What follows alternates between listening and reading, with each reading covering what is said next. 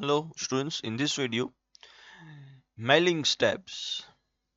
Mailings tab basically helps us to create labels. Okay, just add the addresses and the envelope, add the addresses. Okay, you can add email also.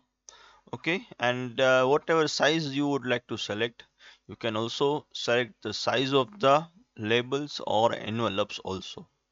So there is another option which is given here, which is of a start the mail merge. Start the mail merge, where you can create letters, email messages, envelopes, labels, directories. Okay, so we will do this in a later on. But this helps. This is an automated function. If you have a list of uh, if you have a list of the persons with their addresses, emails, okay, you can create a customized letters.